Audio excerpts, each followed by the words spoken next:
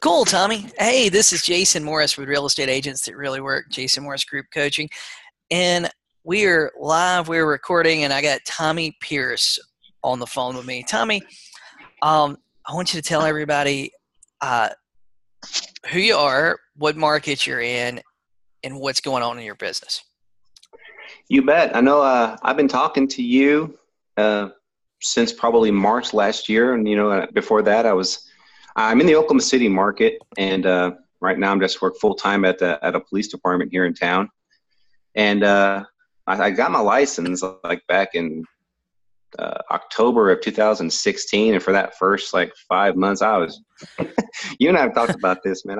I tried it all, folks. And everybody knows that I've tried. I'm not going to name any names, but those guys, I have tried them all. And that first 5 months, I probably made 1,000 phone calls and I got 2, maybe 3 listings out of it. It was just demoralizing. I felt like a used car salesman. I just felt like I couldn't stand the garbage coming out of my mouth. It made me sick. I go home to my wife and say, I can't believe, I'd hang up on me. You struggled that first 5 months, though. It was horrible. And then I just started talking and the Oklahoma City market's got a lot of for sale by owners. So there's plenty of business out there. It was just, I think that you and I met after my book, How to Be a FSBO Master, come out, and you bought my book. Yes. And I think that's how we met. That's when I messaged you. I read the book. I probably read it 3 times. I was just blown away, right? I was like, I knew you were on Facebook, and I became part of the group. I'm like, I wonder, if I actually messaged you, if you'd actually reply. And you did. And I was like, oh my God, and he's actually talking to him. And I'm actually asking questions about this shit, and you're actually replying. It was unbelievable. That's funny. Yeah, I'm pretty accessible. I'm pretty easy to get in touch with. I think a lot of people are surprised when they message me and I message them back. Very surprised. Yeah. No doubt. It's actually me. That's a funny thing too. I have people that say, "Hey, is this really you, or is this a virtual assistant?" I'm going, "Yeah, I kind of run my own Facebook page. I'm not that important yet. Mm-hmm. You're getting there." Hey, so what was the big turning point for you? What was the big change you made? It was reading. Not just when I read the book, it was just it was a conversation, and that's what I was lacking. I was calling folks just like everybody else in this group, just like every new real estate agent, trying to, be a prospecting master and do good at this. I was just calling people with the same garbage, and it is garbage. It brings no value. It's the same thing they've heard 50 times. And when I read your book, read your script, read the follow-up approach to it, I'm like, this is so unbelievably different. And it really is coming from a point of contribution. Like you're just having a conversation with somebody about selling their house.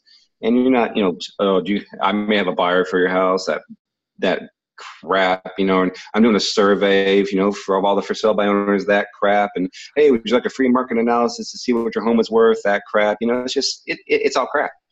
And they've heard it, and I tried it, and I was talking to you, and I just tried it for a week, back in April, I believe, of last year. I'm like, let me just try this for 1 week and just call and call and call and call, and unbelievable. I had 5 listings within 6 weeks.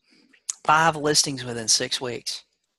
Yep. And of course, I work for the police department here in town, so I think the people that I've talked to in your group and on Facebook, but know me a little bit, is the guy that gets a prospect to make phone calls maybe 4 to 6 hours a week, if I'm lucky, Yes.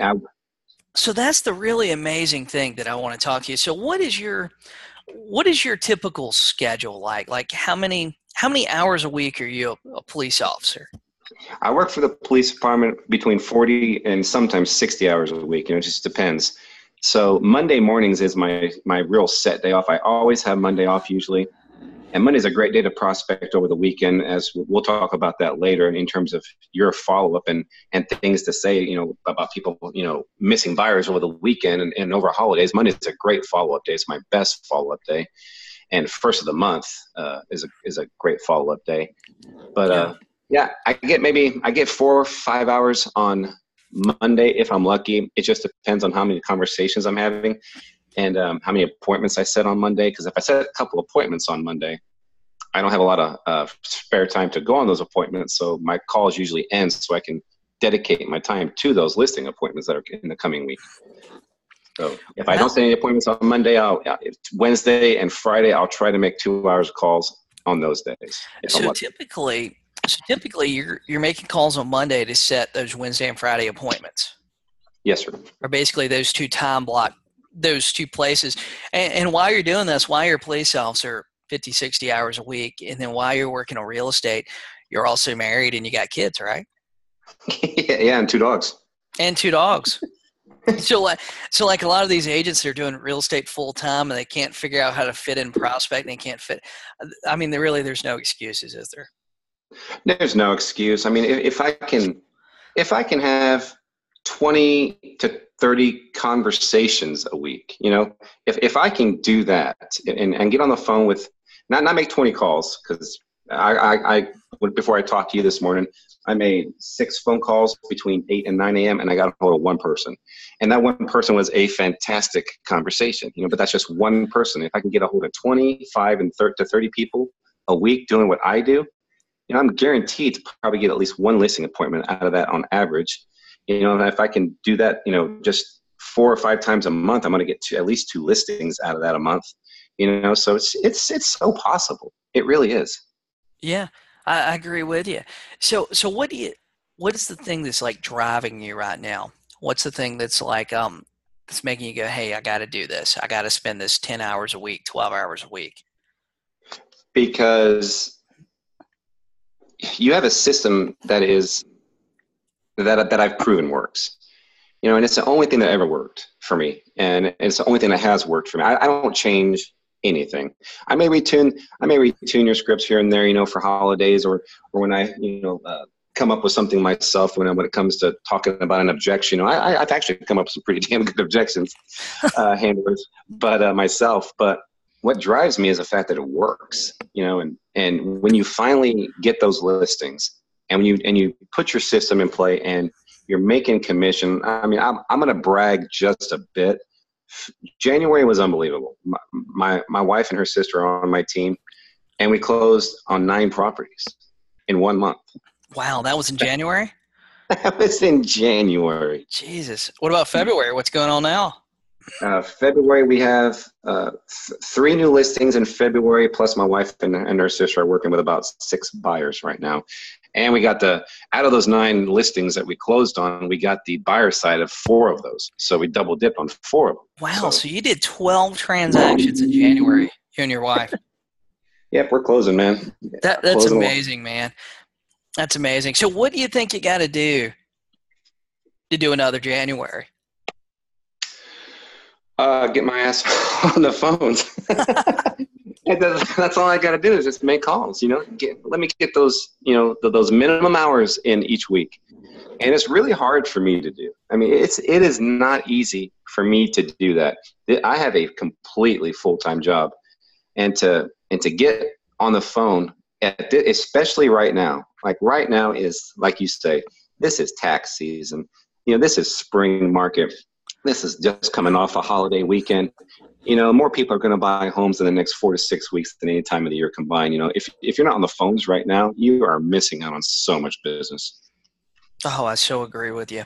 I think right now is like the time. I mean, if you're not trying to ramp up your business this time of year, you got a great reason to call sellers. I mean, you got a fantastic reason to call them because there truly are more buyers in the marketplace right now than there will be probably the rest of the year. That's right. I've even put that in your script, your basic for sale by owner first person call script. After I introduce myself and I say, what we take with the property, give a date and time frame when the home needs a sell by, just that simple conversation, what's causing the home to sell right now. After that, I input it, that particular bit of information. I said, normally I'll spend about 4 or 6 weeks helping for sale by owners in their efforts, even trying to, share your listings with people I have on MLS searches. But if you need to sell right now, the next 3 or 4 weeks, it marks the spring tax return time frame where we sell more homes than any other time of the year combined. I said, and my team and I sell a lot of properties. So, and then I just go into your script about, tell me about the house, the roof, the HVAC, is there a storm shelter, anything that's added value? And it's like, look, based on what you're telling me, and if you're Needing to sell it right now, I can get you what you need for the property, right now. Yeah, right now. Right now, it's an easy script, isn't it? Easy. It's so easy. It's so blatantly easy. And I'm not going to name names, but there's scripts out there with 23 questions on them. Yeah, you know what? My market, this is kind of how my script came about.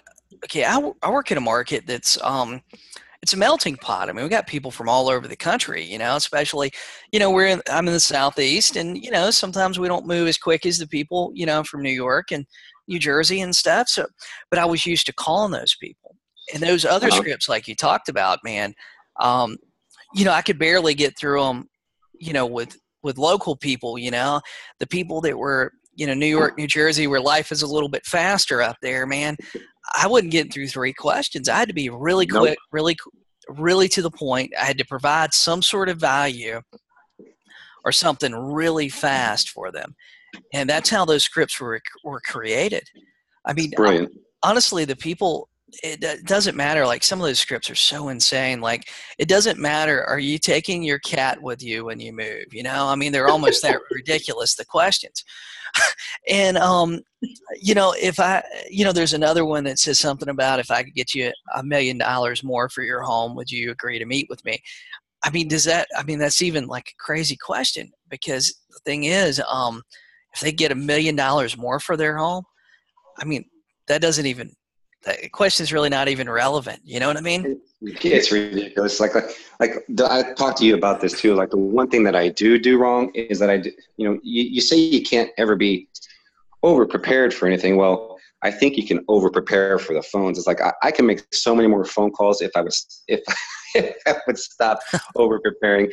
I will, before I call someone, I will get on the MLS. Now, I will pull the house that I'm looking at. I'll pull comps, I'll pull solds, I'll pull pendings. I'll see what if they've ever listed with anybody else, if they've expired before. I want as much information as I possibly can go in the first call, and I shouldn't do it. It's just. What I do is lots of times when I'm on the phone, I'll have MLS pulled up, and as I'm talking to the person, I just type it in real quick. You know what I mean? That's what I'm doing now. Yeah. And stuff. And, because here's the thing, you can prepare for 15, 20 minutes to make that call, but then they don't answer. What happens if they don't answer? You know what I mean? They don't answer. I wasted 10 minutes. Yeah, you wasted all the time. Yeah, you could have called, 15 other people. You know what I mean? Exactly. in the amount of time. So and I think that's a lot of agents have that problem, though, is they over prepare for the call. They do. They want to have as much information for them and have an answer for everything, and to be able to show them that they're doing their homework. They know the property, they know the area, they want to be remembered. And that's what I have been doing. I want to, I know there's no magic script to get them to list over the phone. That took me a while to learn that, but I have learned that, but I still want to be more memorable than everybody else calling, and that agent that has all the answers and all the knowledge, but I'm wasting time doing that because, like you said, like 7 out of 10 don't even answer the damn phone. I'm wasting time. So let's go through your listing process real quick. Like, okay, so you get on the phone, you have a great, meaningful conversation with the people. They set an appointment with you. What happens after that? After they set the appointment, I just do what you do. I immediately email them the pre-listing package, the action plan for my team. And mine's a little bit different than yours, but it's very similarly organized. And then I'll text them immediately and ask them if they got it. Yep. And you know what? Maybe half of them reply, "Yes, I got it." Half of them don't. But I still confirm the appointment, and I go out there and I just go through. I try to keep a listing appointment for 30 minutes, but I've had some nightmare 2-hour, 3-hour sessions that I just pulled my teeth out. Yeah, it happens sometimes. So what does the listing appointment look like for you? Well, we go there. Usually either my wife or my wife's sister will go with me. We like to double up. I like to have at least, I'm on a team. It's hard going alone. It's hard. You're all by yourself. The only person you can rely on is yourself. When I have my wife or her sister come with me, and we can double up and feed off of each other, and she has an answer that I don't have, it's extremely, effective and rewarding. So we'll go to the house and we'll ask, who wants to give me a tour? Whoever, if it's a married couple, whoever gives the tour is the one in charge. You know what I mean? So they're the decision maker. Yep, they're the decision maker. They're the one pulling the strings, and I will primarily talk to that person. We'll we'll go through the house, see if anything can hinder their price, talk about the good, talk about the bad, talk about their upgrades, and then we sit down. And then I bring out the comps, then I bring out the net sheet. I circle that number. I said, this is what we believe your house will sell for. Is that acceptable to you? And that's usually what they want to sell at, if they're on Zillow or whatever, that price, right? So you set up you do use an active comparable plan? Yes, I do. I do actives and I do solds because if I still pull solds to see just for my own personal benefit, because I've had some appraisal nightmares over the past year that'll make you turn green. So I want to know what things are selling for, but I do set everything up actively. But you set up based on your conversation, the comparables that you show them, the net sheet, you set it up where it's hard for them to tell you no, isn't it? It is, because I like to set them up to be to compare to the actives. I want them to be the cheapest one in their area. Yeah. Even if they are a little high, I want them to be the cheapest one in the area. And I show them that, like, look, if we put you on the market right now, you have comparable properties to all these people and you're the cheapest, and it's going to put what you want in your pocket. How is that not a win-win situation? That's excellent, man. And then what happens after that? Paperwork? My wife's the contract person, not me. She can explain the contract real well. She's a pit bull negotiator. She's really good at her job. So we're a real good team. After that, I start marketing the house. We get pictures done. I start marketing the house, and we've been very effective. It's been quite a ride, bro. It's been awesome. It took a while, but. So let me ask you, what percentage of your listing appointments are you listing the house either there at the appointment or within one of the few days or a week? Probably more than 50%, I'd say. That's being pretty modest. I have not gone in the last 9 months on too many listing appointments where I don't get a phone call, either list it right there or get a phone call within a couple weeks that they're ready to do it. They're just ready to, I can't do this anymore. You impress us. We love your plan. We loved how you were just, different, and we loved your action plan. No one else had one. We're ready to list. So probably over 50%. Wow. Well, I got two more questions for you. So what happens when you get that lead, a for sale by owner lead, and they don't answer on the first call? What do you do? Well, I'm on Redex, of course. So I use their CRM. If they don't answer, I just hit the voice message icon next to their phone number, and I type some notes in. Seller didn't answer, and I schedule a call back for tomorrow or the day after. And I always do it at a different time, because if they didn't answer in the morning, they may have a job where they can't answer the phone. So I set the call back for the next day. Yep. The next day or the day after that at 5 or 6. So how many follow-up attempts do you think you're making with people before they actually set an appointment with you to list their house? Well, boy, it's may come as a shock. I think I'm not so great at follow-up as I want to be, because I'm having quite a bit of success, on first, second, and third calls and getting those appointments. I don't think, and I know follow-up is a moneymaker, but I don't think I've gone, past, believe it or not, probably 6, 7, or 8 calls, probably not more than 6 to a for sale by owner before I'll either have him list with me, or he'll tell me to go kick rocks and tell me never to call him again, or just stops answering his phone. That's awesome, man. So what happens when they get mad at you on the phone? What do you do? I'm as nice as I possibly can be. I'm used to people screaming and yelling at me and calling me every name in the book, in my profession. So, I'm just like, hey, you know what? I understand you're upset, and I know you've had this first week is a ball buster. I know you're getting hounded. I know my call to you is probably as annoying as theirs. But I sell houses. I have a proven plan that works.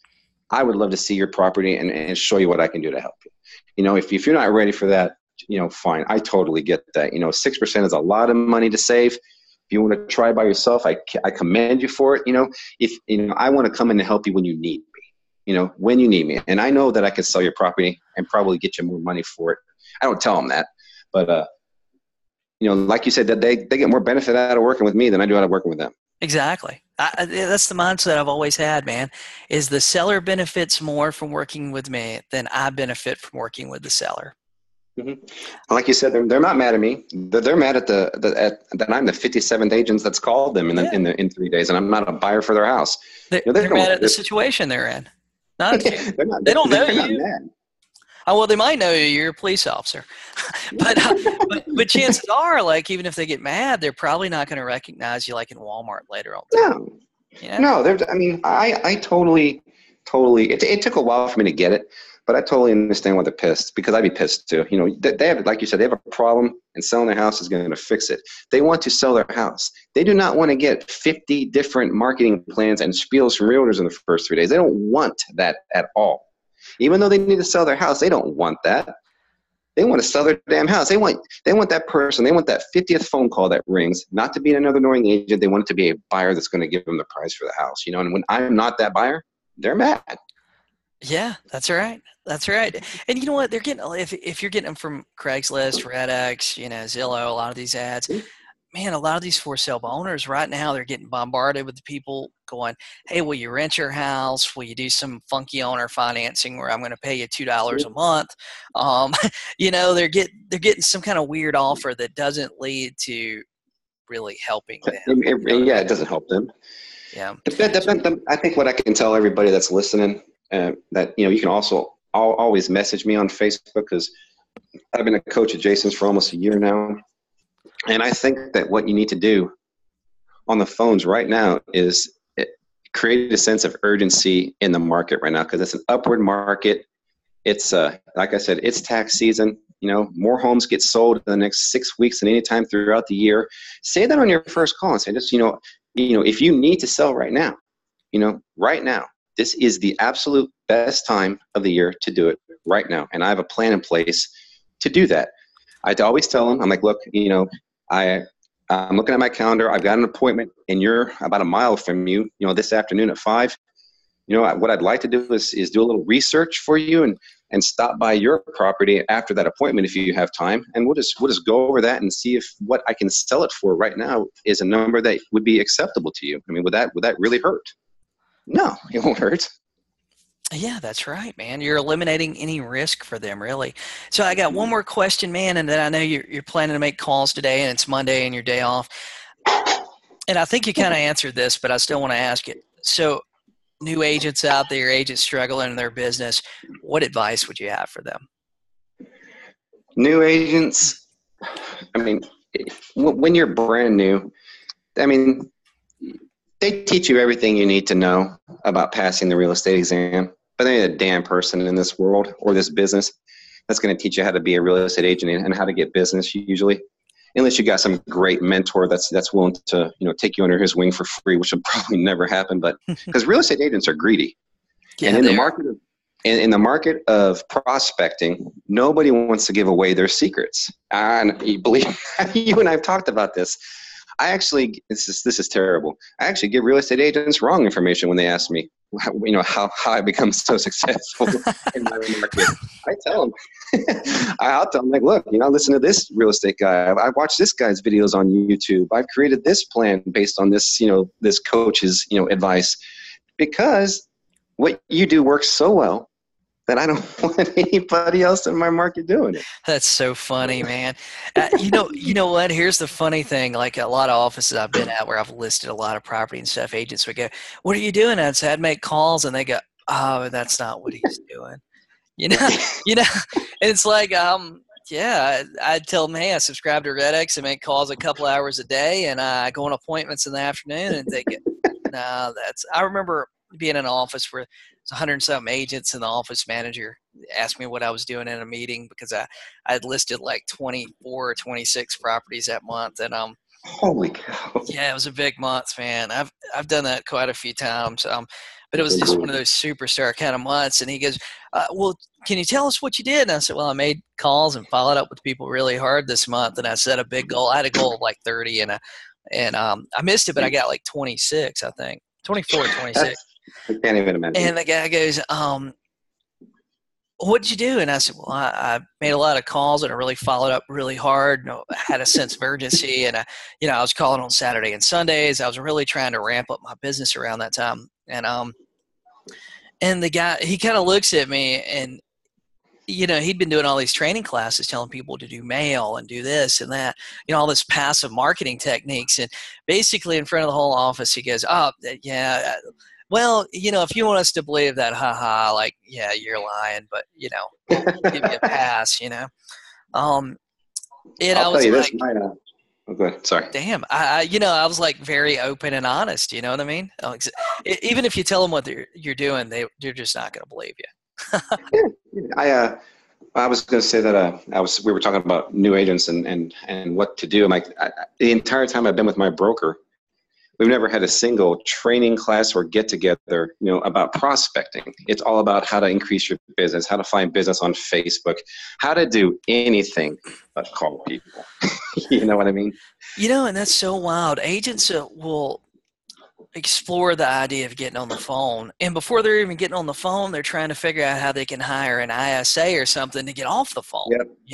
Yep. There's so all wild. these. Yep, all these guys on Facebook are creating these chat bots for you to prospect for you, and they're guaranteed to get you this many leads a month, that many leads a month. The best lead source is prospecting. I mean, the only way, if you have even on Zillow, if you want to do it for free, Zillow gives you a free platform to prospect. All these sellers have free phone numbers on Zillow. They have to advertise their phone number because they want that magical buyer to call them and buy their house. So they have to give their phone number. So it's free. It's free. All you gotta do, I mean, people, and like I was saying with new agents, that's a good way to get started. If you don't want to pay for Redx and I have a good CRM, it's a good way to at least get started. And the last thing I'll say is that if you're a coaching client of Jason's, or even thinking about doing it, the biggest mistake I made was, I'd have no success for 2 or 3 days with one script. So I'd find a new coach, download his script, and try it, for the next 3 or 4 days. And then that wouldn't work, or I start hating what I was saying. So I'd find a new one and do it again. If you use Jason's script for 30 days, just follow it to the T for 30 days and follow the follow-up process. Don't change anything. Don't change anything for 30 days and see what happens. Just see what happens. I mean, it's worth it. You have nothing to lose and everything to gain. Just try it for 30 days, and that is it. Yeah, I think that's the problem a lot of agents have is they get started with a script, and before they get good at it, they switch. And every time you switch scripts, you got a new learning curve. There's a learning new curve. Objections. Yeah, you get new questions, you get new answers, you get new objections. Sometimes you're creating objections for yourself, and it's kind of crazy. So, Tommy, what is the best way for people to get in contact with you if maybe they got a great referral for you in Oklahoma City, or just want to ask some questions? Facebook page. You can search Tommy Pierce. And my real estate team is here. Y'all gonna love this. Tommy Pierce and the Sold Sisters real estate team. That's excellent, man. I really appreciate you doing this with me today. Thank you. It was great, Jason. Thank you.